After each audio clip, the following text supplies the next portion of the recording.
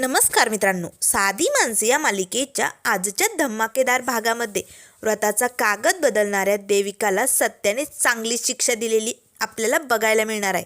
तर इथे सकाळी सकाळी सुधाकर भाऊ आणि निरूपा दोघेही चहा पित असतात. त्याच वेळेस आता देविका आपल्या रूममधनं बाहेर येते आणि लगेच देवघरात जाऊन देवासमोर हात जोडून प्रार्थना करू लागते. तेव्हा निरूपा तिला आवाज देते, काय ग देविका, अगं काय चालू आहे तुझं?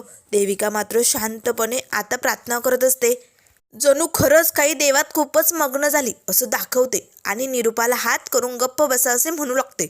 आता सुधाकर भाऊ आणि निरूपा एकमेकांकडे बघू लागतात. अगं ये निरूपा, देविकाला आज काय झालंय? चक्क एवढी देवपूजा का चालू आहे तिची? असे सुधाकर भाऊ आता निरूपाला विचारू लागतात. त्याच वेळेस आता दर्शन घेऊन होताच देविका पटकन उठते आणि लगेच मध्ये जो छोटा टेबल असतो ना, तो उचलून एका कोपऱ्यात ठेवते. आता सोफ्याच्या खुर्च्याही लगेच देविका बाजूला लोटू लागते. सुधाकर भाऊ आणि निरूपा तिच्या जवळ येतात. अगं देविका, काय चालू आहे तुझं? हे विचारू लागतात. तेव्हा लगेच आता देविका मात्र काही न बोलता त्यांना खानाखुणा करून गप्प बसा असे म्हणू लागते. आता लगेच सगळ्या खुर्च्या वगैरे एका कोपऱ्यात लावून देविकाने त्या कोपऱ्यात चटई अंथरलेली असते आणि तिथे एक भिंतीला उशी टेकून आता देविका मस्त त्या उशीला टेकून आरामात बसलेली असते. त्यावर निरूपा विचारू लागते, देविका अगं आम्ही केव्हाचं तुझ्याशी बोलतोय आणि तू गप्प काय? आणि हा सगळा काय प्रकार आहे? इथे ही चटई आतरून का बसली तू? सांगशील का? तेव्हा देविका म्हणू लागते, आई सांगते अहो व्रताची सांगता करते मी. आज माझ्या व्रताचा शेवटचा टप्पा सुरू झालाय ना, म्हणून मी इथे बसले. त्यात लिहिलंय की घरातल्या उत्तरेच्या कोपऱ्याला चटई आतरून असं 4 तास आरामात बसायचे आणि व्रताची सांगता करायची. तेव्हा निरूपाला धक्काच बसतो. एवढं कठीण व्रत होतं, मग याची सांगता एवढी सोपी कशी? त्यावर लगेच आता निरूपा म्हणू लागते, थांब माझा तुझ्यावरती विश्वास नाहीये. मी व्रताचा कागद घेऊन येते. टेबलवरती जो व्रताचा कागद ठेवलेला असतो ना, तो आता निरूपा पटकन घेऊन येते आणि वाचू लागते. तर आता देविकाने जे बदललेलं असतं तेच आता निरूपा वाचते. हीच सांगत असते. आता लगेच सुधाकर भाऊ म्हणू लागतात, निरूपा काय झालं? समजा काही ठीक आहे ना? तेव्हा निरूपा म्हणू लागते, हो असंच लिहिलं यात की शेवटचे सांगताच्या वेळी ना एका कोपऱ्यात चटई अंथरून 4 तास आरामात ध्यान करायचं, मग व्रत पूर्ण होईल. बरं होईल. छान हा, व्रताची सांगता खूपच मस्त. देविका आता 4 तास इकडनं कुठे बी हलू नको, मस्त डोळे झाकून अशीच बसून राहा. तेव्हा देविका म्हणू लागते, चालेल आई. आता मात्र लगेच निरूपा आणि सुधाकर भाऊ तिकडनं आतमध्ये निघून जातात. देविका अशी कशी खुश झालेली असते, कारण आता 4 तास ना तिला काम असणारे ना कोणी डिस्टर्ब करणारे. मस्त आता ती फक्त आरामच करणार. तो सत्य येईपर्यंत आता मी मस्त 4 तास आराम करून घेते. तसाही तो सत्य भाडं मारण्यासाठी गेलाय ना, तो कशाला येईल लवकर घरात? तोपर्यंत माझं व्रत संपून जाईल आणि एकदा का हे व्रत संपलं की खायला प्यायला मी मोकळी, म्हणजे मला पुन्हा हे असं काही करावं लागणार नाही. असे म्हणत आता देविका डोळे बंद करते आणि मस्त आराम करू लागते. आता मात्र इथे देविकाला झोपच लागलेली असते. तेवढ्यात आता सत्या घरात येतो. आता सत्या घरात येताच बघतो तर देविका मस्त भिंतीला टेकून झोपलेली असते. सत्याला धक्काच बसतो. हे सगळं काय चालू या बबडीचं? सत्या आता अगदी हळूच देविका जवळ जातो. तो काय बोलणार ते सुधाकर भाऊ पटकन त्याचं तोंड दाबतात आणि त्याला मागे ओढत आणतात. सत्यजित, अरे काय करतोय तू? अरे तिचं व्रत चालू आहे, शेवटचा टप्पा आहे सांगतेचा, तू तिला डिस्टर्ब करू नको बरं. चल बरं आतमध्ये. आता लगेच सुधाकर भाऊ तिकडनं निघून जातात. पण आपल्या सत्याला मात्र डाऊट येतो. व्रताची सांगता ही अशी कशी असू शकते? नाही, नक्कीच काहीतरी गडबड दिसायली या, बघावं लागतंय. असे म्हणत आता सत्या लगेच टेबलवरती जो व्रताचा कागद ठेवलेला असतो ना, तिथे जातो आणि वाचतो तर त्याला धक्का बसतो. अरे बापरे, म्हणजे बबडीनं व्रताचा कागद बदललाय, म्हणजे त्यातला मजकूर काहीतरी बदललाय. वा बबडी, 1 नंबर हुशारा. तू जरी 10 नंबरी असशील ना बबडी, तरी हा सत्या 100 नंबरी. हे विसरलीस की काय तू? आता चल या सत्याचा इंगा दाखवतोस तुला. असे म्हणत सत्या पटकन आपल्या खिशातनं पेन काढतो आणि आता त्या कागदाच्या पाठीमागनं सत्याने इथे व्रताची सांगता पूर्ण केलेली असते. त्याच वेळेस आता सत्य म्हणू लागतं, बबडे आता बघ हा सत्या तुझी कशी जिरवतो. तेवढ्यात सत्या धूमकेतूला आवाज देऊ लागतो, धूमकेतू लवकर ये. त्याच वेळेस आता देविकाला जाग येते. अरे बापरे, हा सत्य अचानक घरी कसा आला? पण जाऊ दे, आता माझं व्रत तर चालूच आहे ना, तो कशाला येईल. पंचती करेल इकडे येऊन. त्याच वेळेस आता सत्य म्हणू लागतो, धूमकेतू आली का? धूमकेतू पटकन सत्याजवळ येते आणि सत्याचा मोबाईल समोर धरते. सत्य म्हणू लागतो, धूमकेतू माझा. त्याच वेळेस मीरा म्हणू लागते, तुमचा मोबाईल घरी राहिलाय ना, मला माहिती होतं. मी जर काही दिलं नाही ना तर तुम्ही घेऊनच जात नाही. हे घ्या तुमचा मोबाईल आणि निघा. तेव्हा सत्य म्हणू लागतो, धूमकेतू हे सगळं ध्यान काय चालू आहे? तेव्हा मीरा म्हणू लागते, हो मलाही माहिती नाही नेमकं काय प्रकार आहे हा. त्याच वेळेस आता सत्य आणि मीरा दोघेही देविकाजवळ येतात. देविका मात्र शांतपणे हळूच डोळे उघडून दोघांकडे बघत असते. तेव्हा लगेच आता सत्य म्हणू लागतो, व्रताची सांगता आहे काय? थांब मी बघतोच आता ही व्रताची सांगता पूर्ण कशी होते ते. तेवढ्यात निरूपा हॉलमध्ये येते. सत्या, मीरा तुम्ही इकडे काय करतायत? तिच्या व्रताची सांगता चालू आहे ना, तिला डिस्टर्ब करू नका, चला व्हा बाजूला. 4 तास तिला असं शांत एका कोपऱ्यात बसायचे, तुम्हाला माहिती नाही का? त्याच वेळेस सत्य म्हणू लागतो, काय एका कोपऱ्यात शांतपणे? नाही निरूपा, अगं काहीतरी गडबड आहे. तू व्रताचा कागद चांगला वाचला की नाही? तेव्हा निरूपा म्हणू लागते, सत्या वाचता मला पण येतं या, मीच वाचलंय आणि म्हणूनच तिला इकडे बसवलंय. त्यावर सत्य म्हणू लागतो, नाही निरूपा काहीतरी गडबड होते बरं का, अशी व्रताची सांगता नव्हतीच अगं, गुरुजी म्हणाले होते मला. नाही तू कागद आण बरं. आता निरूपा पटकन कागद घेऊन येते. तेव्हा सत्य म्हणू लागतो, आणि पाठीमागनं वाच ना, अजून गुरुजींनी पाठीमागे पण लिहिलंय काहीतरी. आता निरूपा लगेच पाठीमागे वाचू लागते. अरे बापरे, एका कोपऱ्यात 4 तास बसायचं आहे पण मोकळं नाही. डोक्यावरती भरलेली कळशी घेऊन बसायचं आणि 4 तास त्या कळशीला न हात लावता ती डोक्यावरती राहिली पाहिजे. ती जर पडली खाली तर व्रताला पहिल्यापासून सुरुवात केली जावी, तरच हे व्रत संपन्न होईल, असं आता इथे या चिठ्ठीत लिहिलेलं असतं.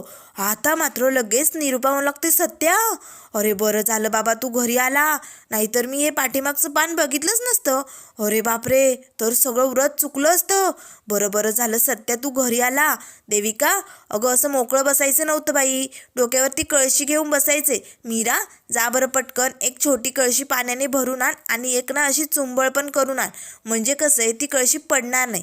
तेव्हा मीरा म्हणू लागते, कशाला सासूबाई एवढं सगळं करायचे, बसलेली आहे ना ती, बसू दे, जाऊ दे 4 तास तिला. त्यावर लगेच आता निरूपा म्हणू लागते, तुला सांगितलं ना तेवढंच करायचं, व्रत चालू आहे ना तिचं, मग ते संपूर्ण व्हायलाच पाहिजे. त्यावर लगेच आता धूमकेतू सत्याकडे मोठाले डोळे करून बघते, कारण हे सगळं सत्याने केलेलं आहे हे तिला माहिती असतं. पण आपली मीरा, तिला ही देविका कितीही त्रास देत असली तरी सारखा तिला तिचा पुळका येत असतो. तेव्हा सत्या म्हणू लागतो, धूमकेतू निरूपा सांगायली ना तुला, ते ऐकत जा ना, मग जा पटकन. आता लगेच मीरा मात्र किचनमधनं एक कळशी भरून पाण्याने घेऊन येते आणि आता तिने एक सुंबळी आणलेली असते. आता देविकाला धक्का बसतो. तेव्हा ती निरूपाला म्हणू लागते, आई अहो हे नाही जमणार हो मला, हे कसं शक्य आहे? 4 तास असं कळशी घेऊन कोणी बसतं का? नाही ती पडून जाईल. त्यावर सत्या म्हणू लागतो, बबडे कळशी जर पडली तर पहिल्यापासून व्रत सुरू होणार आहे बरं का, त्यामुळे अगदी सावधपणे तुला इथे 4 तास कळशी घेऊन बसावं लागेल बबडी. आता मात्र देविकाला काय करावं या सत्याचं काही सुचत नाही. त्याच वेळेस आता निरूपा म्हणू लागते, मीरा चल पटकन ठेव तिच्या डोक्यावरती. मीरा लगेच आता ती कळशी देविकाच्या डोक्यावरती ठेवते. आता मात्र ती कळशी इकडून हलत असते तिकडून हलत असते. देविका आता हात लावणार, तेच निरूपा म्हणू लागते, देविका न हात लावता तुला कळशी घेऊन बसायचं, एवढं लक्षात ठेवा, अजिबात हात वरती न्यायचे नाही आणि बॅलन्स कर, जरा शिक बॅलन्स करायचं. तेव्हा सत्य म्हणू लागतो, बबडे आता मी निघतो, माझं काम झालंय, मी मोबाईल घेतला, चल निरूपा मी निघतो. धूमकेतू मला भाडं मारायचं, येतो मी असे म्हणत सत्य मात्र हसतच घराबाहेर पडलेलं असतो. त्याच वेळेस आता मीरा मात्र देविकाकडे बघत असते. तेव्हा निरूपा म्हणू लागते, मीरा तुझं काय ग, चल आवरून घे कामं पटपट, आणि देविका तू कॉन्सन्ट्रेट कर आणि कळशी पडू देऊ नको, मी इथेच बसलेली बरं का, तुझ्याकडे लक्ष आहे माझं, एवढं नीट लक्षात ठेव आणि ते हात खाली घे. असे म्हणत निरूपा आपल्या रूममध्ये निघून जाते. त्याच वेळेस देविका म्हणू लागते, हे काय झालंय, करायला गेले एक आणि झालंय माझ्याबरोबर भलतंच, अशी गंमत झाली. हे सगळं या सत्यामुळे झालंय. हा पुढचा मजकूर या सत्यानेच लिहिलाय ना, सोडणार नाही मी या सत्याला. त्याच वेळेस खिडकीतनं सत्या डोकावतो आणि लागतो, बबडे आता कशी जिरली, लयच हुशारी दाखवते काय, आता भोग तुझ्या कर्माची शिक्षा. आणि हो, तुला बेस्ट ऑफलं का बबडी, कळशी पडू देऊ नको, नाहीतर पहिल्यापासून व्रत करायला लावेन तुला, बेस्ट ऑफ लक असे म्हणत आता सत्या मात्र लगेच तिकडनं निघून जातो. तेव्हा देविका म्हणू लागते, सत्य तुझी वाट लावेल मी असे म्हणत आता देविकाने 4 तास हे व्रत पूर्ण केलेलं असतं. तरी ते आता दुपारी सगळेजण आता जेवणासाठी बसलेले असतात. देविकाला मात्र असा भास होत असतो जणू काही तिच्या डोक्यावरती अजूनही कळशी. ती सारखी आता जेवत असताना इकडून तिकडे वरती हात लावत असते. तेव्हा निरुपा मला लागते, देविका अगं आता तुझ्या डोक्यावरती पाण्याचा माठ नाही आहे का, वेडेपणा करते, वेळ लागलाय का तुला. त्यावर लगेच देविका म्हणू लागते, सॉरी आई, ते 4 तास असे बसले ना, असं वाटतंय माझ्या डोक्यावरती काहीतरी ओझच आहे म्हणून असं होतंय. तेवढ्यात दरवाजातनं पंकज आलेला असतो. त्याच वेळेस आता पंकज मनाशीच म्हणू लागतो, बसले खायला, इथे मी वन भटकतोय पैशांची सोय करण्यासाठी, मला नोकरीला जायचंय, कॅनडाला जाण्याचं माझं स्वप्न पूर्ण करायचंय, पण या लोकांना काहीच पडलेलं नसतं, यांना सतत यांचं खायचं प्यायचं दुसरं काहीही सुचत नाही. असे म्हणतच आता पंकज आपल्या रूममध्ये निघालेला असतो. त्याच वेळेस निरुपाचं लक्ष आपल्या बबड्याकडे जातं. तेव्हा निरुपा लगेच आता लाडाने बबड्याला हाक मारते, बबड्या अरे चल पटकन, आज तुझ्या आवडीची फ्लावर बटाट्याची भाजी केली या, लवकर हात धुवून ये आणि चल बरं जेवण करून घे, आम्ही समधेजण बसलोच आहोत की जेवायला. तेव्हा लगेच आता पंकज रागाच्या भरातच मम्माजवळ येतो आणि लागतो, मम्मा काय चालू आहे तुझं, अगं कळत नाही आहे का, मला आउट ऑफ इंडिया जॉब लागलाय, मला फक्त 14 लाख हवेत मम्मा, फक्त 14 लाख. आता मात्र निरुपाला या पुसक्या पंकजचा रागच येतो. तेव्हा निरुपा उठते आणि मला लागते, पंकज अरे फक्त 14 लाख, अरे फक्त म्हणून त्या पैशाची किंमत कमी करू नको, 14 लाख म्हणजे किती पैसे असतात तुला मोजता तरी येतील का लवकर. तेव्हा पंकज लागतो, मम्मा अगं पण मला हे पैसे हवेत. तेव्हा निरुपा म्हणू लागते, अरे तुझ्या बाबांनी पोटाला चिमटा काढून मरमर करून हे पैसे कमवलेत आणि त्यांनी आजवर लोको ट्रेन चालून 1-1 रुपया करून तुम्हाला शिकवलं, मोठं केलं, त्यांची सगळी जमापुंजी तुझ्या हातात दिली आणि तू काय केलं रे, 35 लाख घेऊन फरार झाला आणि बापाची अख्खी कमाई तू डुबून टाकली आणि आता तोंडवर करून 14 लाख रुपये मागतो. तुला लाज नाही वाटत पंकज. आणि एक गोष्ट लक्षात ठेव पंकज, अरे तुझ्या लग्नासाठी आणि तुझ्या बायकोच्या पार्लरसाठी मी आपलं हे घर गहाण ठेवलं होतं आणि कसं बसं त्या माणसाच्या तावडीतनं आपण आता हे घर सोडवलं आहे आणि हे जे सगळं घडलं आहे ना ते फक्त 1 वर्षात घडले पंकज. आणि तरीही तू तोंडवर करून 14 लाख रुपये द्या फक्त असे म्हणतो, तुला काहीच वाटत नाही असे 14 लाख मागायला. तेव्हा लगेच आता पंकज लागतो, मम्मा अगं मला म्हणायचं होतं की फक्त यावेळेस तुम्हाला 14 लाख दे, माझ्यावरती विश्वास ठेव, बघ मी कॅनडाला जाऊन खूप पैसे कमावेल, अगं मला लाखांचं पॅकेज भेटणार आहे, प्लीज मम्मा मला फक्त 14 लाख दे ना गं. तेव्हा निरुपा होऊ लागते, गप्प बाईस, अरे इथे राहून 4 पैसे कमवायचे सोडून तिकडे जाण्याची स्वप्न बघणं बंद कर आणि चांगली एखादी तुझ्या डिग्र्यांच्या जीवावरती नोकरी कमाव आणि तिथे 4 पैसे मिळव, मग तुला पैशाची किंमत काय असते ते.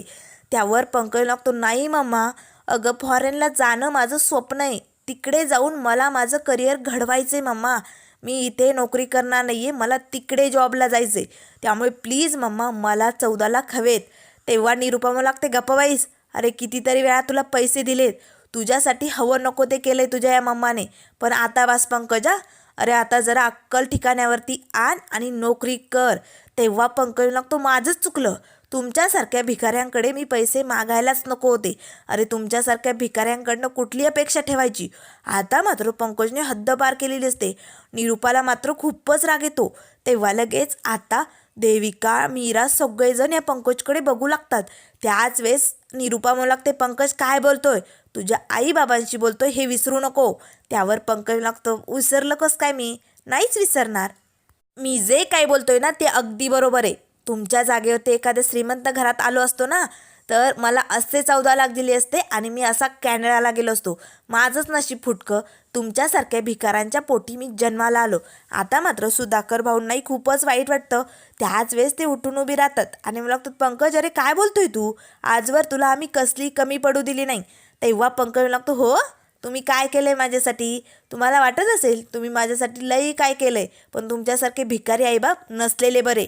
तेव्हा निरुपा लागते, बास पंकज अरे लहानपणापासून तुला हवं नको ते सगळं पुरवलं गेलंय, तुझे सगळे लाड झालेत.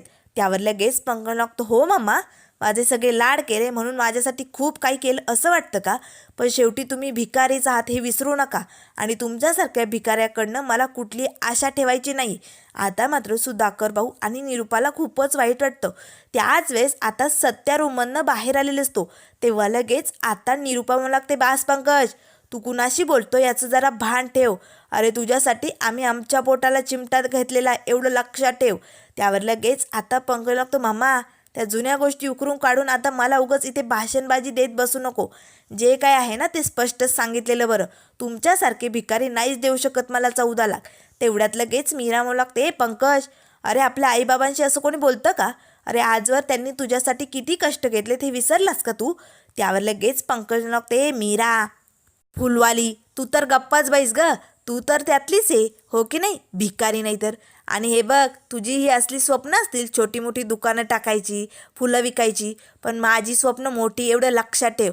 त्यामुळे तू या सगळ्यात मध्ये पडायची गरज नाही. असे म्हणत आता लगेच पंकज निरूपाला म्हणू लागतो, तुमच्यासारख्या भिकाऱ्यांकडे भीक न मागितलेलीच बरी. असे म्हणत आता पंकज तिकडनं निघालेला असतो. त्याच वेळेस निरूपा म्हणू लागते, भीक तू मागतोय पंकज आमच्याकडे आणि भिकारी आम्हाला म्हणतोय, लाज नाही वाटत तुला? तेव्हा लगेच पंकज लागतो, मम्मा, मुलांनी आईबाबांकडे जर पैसे मागितले ना तर त्याला भीक म्हणत नाही. पण हां, जर आई वडील मुलांना ते पैसे देऊ शकत नसेल ना तर त्या आईवडिलांना नक्कीच भिकारी म्हटलं जातं. असे म्हणत आता लगेच पंकज तिकडनं निघून जातो. त्याच वेळेस सत्या तिथे येतो. तेव्हा लगेच सत्या म्हणत, ए पंकज थांब, तू आईबापांना असं भिकारी बोलूच कसं शकतो रे? पंक्या थांब तू. पण पंकज मात्र तिकडनं निष्ठून जातो.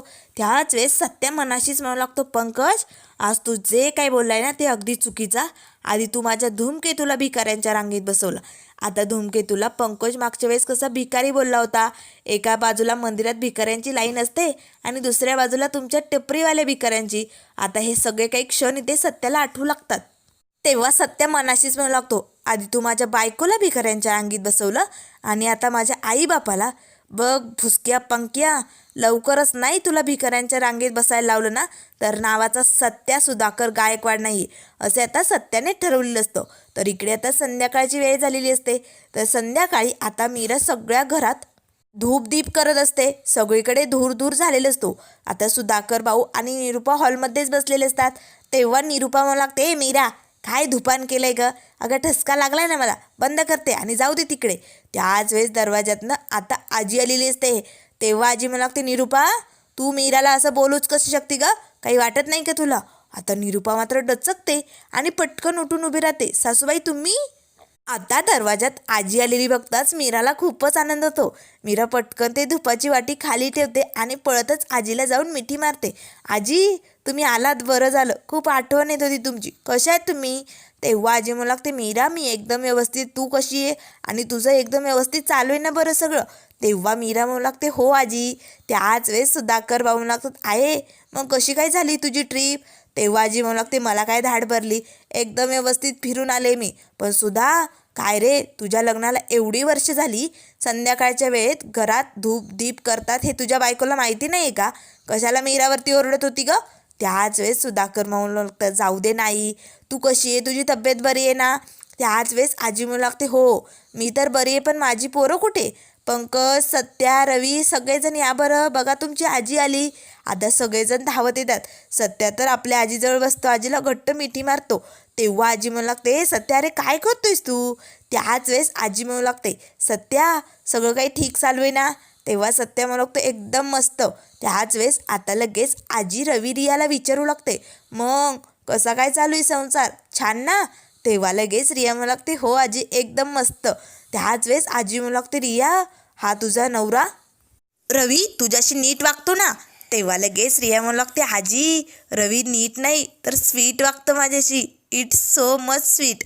तेव्हा लगेच आजी सगळेजण हसू लागतात. आजी लगेच रवीला म्हणू लागते, रवी, अरे तुझ्या बायकोला रोज रोज गोड गोड खायला घालतो की काय? बघ तुला तर स्वीटच करून टाकलंय तिने. तेव्हा लगेच रवी म्हणू लागतो, नाही आजी ते. त्याच वेळेस रिया म्हणू लागते, म्हणजे कसं झालंय ना आजीमध्ये ते? त्याच वेळेस रवी म्हणू लागतो, रिया, आजी आत्ताच बाहेरनं थकून आली की नाही, मग उगाच तिला काही गप्पा सांगू नको, आपण नंतर बोलूया, चालेल? तेव्हा आजी म्हणू लागते, बरोबर आहे, ठीक आहे, आपण सगळं काही नंतर बोलूया. अरे पण मी तुम्हाला सांगते, कधीतरी माणसाने ना बाहेर जाऊन ही 4 धामाची यात्रा करायला पाहिजे. खरंच खूप भारी वाटतं, खूप काही काही शिकायला भेटतं, खूप लोकही नवनवीन बघायला भेटतात. तेव्हा निरूपा म्हणू लागते, मग सासूबाई, अहो तुम्ही कशाला घरी यायचं, तिकडेच यात्रा करत थांबायचं की. म्हणजे कसं आहे ना, तुम्हालाही नवनवीन लोक भेटली असती, त्यांची ओळख झाली असते ना.